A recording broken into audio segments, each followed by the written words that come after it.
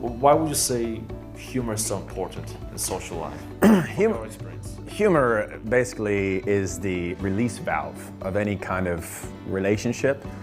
It can take a very serious topic and make it accessible to everyone else. It lets you know it's okay. It disarms people. It also allows them to be open with you. So if you introduce an element of humor into a topic, everyone else feels a bit more comfortable sharing as well. 100%. By the way, just little background, the way we met, we actually met on a cruise ship last year, 2018, actually 2 years ago. Oh, 2 years ago. Who's counting? So he was speaking at a conference, and when I saw his speech, I just kept thinking, how the hell can somebody be this funny? And I knew that he didn't prep those jokes, he was improvising, you know? The mic would go off and he would make a joke, and then somebody would say something and he would crack a joke. And I was laughing my ass off, and I actually filmed his presentation, bits of it. That's right. And I was standing there with my phone and my hand was shaking.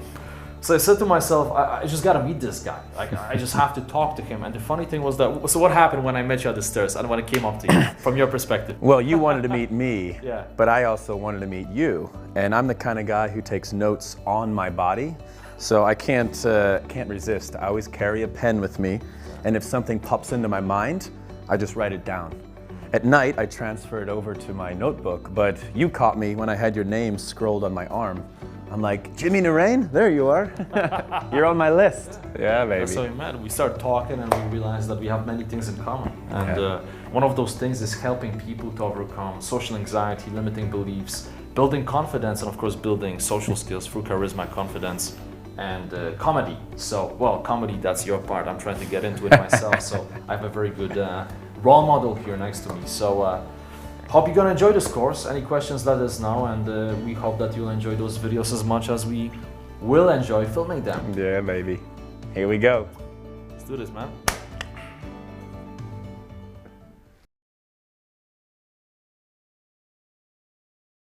Yeah, so if you want to get started right now, like now, here are 3 little things that you can do.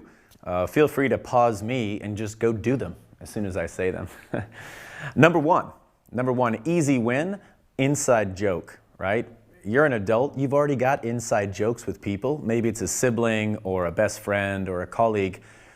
Double down on it, right? I want you right now to take that inside joke a step further. Maybe it's a colleague and you made a joke at your boss's expense last summer at the company picnic or something.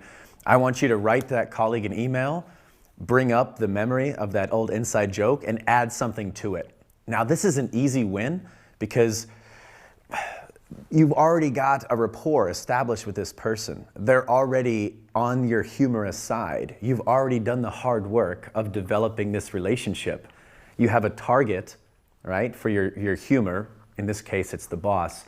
Just double down on it. It'll make you feel good. It's an easy win, right? Even if it's the old memory coming back, it'll make your friend laugh, all right? And it also offers them the chance to add fuel to the fire on this inside joke as well. So that's one quick thing you can do right now. Another thing that's in a similar vein is giving the people a voice. Now, we're all social creatures. Let's say you have a group of friends or colleagues or teammates or any kind of group.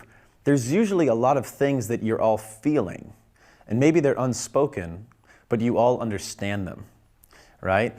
If the company is going to start laying people off soon, everyone kind of feels it. Maybe no one's bringing it up, but we all feel it. Maybe the sports team has lost 5 games in a row. No one likes to say it, but you're not going to make the playoffs this year, right? Things like that. You can be the people's voice. This is a great way to get started with humor.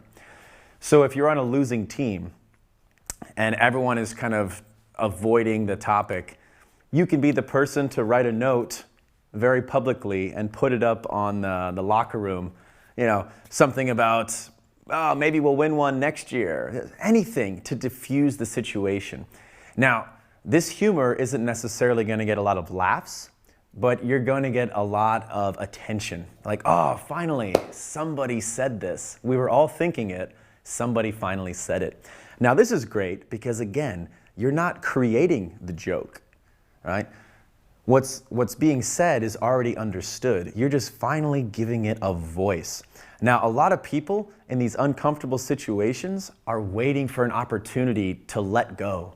They're waiting for an opportunity to laugh. There's too much tension built inside of this group, whether it's your colleagues or a sports team. And you, right, giving them this voice allows them to laugh. Not everyone will, but some people will revel in this moment. So be the people's voice and let them express themselves, right? Go ahead and take that chance. The third thing you can do is to, again, if you're not that comfortable stepping out and creating some kind of humor, take existing humor. Maybe you saw a stand-up special on YouTube. Share some of the funniest moments with a friend who hasn't seen that stand-up special. Now, you're not taking credit for these jokes, but you could say, oh, I watched this YouTube thing last night. There was this great story. Let me tell it to you. This will get you in the habit of practicing your delivery, right? The comedian did all the hard work of building the joke. All you have to do is deliver it. Because part of humor is timing, part of humor is awareness of your audience, part of humor is the content itself, right? And even who the audience is. So this will help you practice those little finer sides of humor. You don't have to worry about the content. And you can do this with anybody, right? You can tell a classic joke to a child at a party. You could tell a very recent joke to somebody in the office that's very public. You could tell a more racy joke to somebody that you trust, so you won't necessarily risk too much there. But this is a great way, again, to practice the finer skills until you feel more confident into creating your own unique humor. So those are just a few things you can do right now, now. Giving the people a voice, right? Repeating something that you've heard for a new audience. And of course, sharing an inside joke or kind of adding fuel to that fire from before. So, happy joking.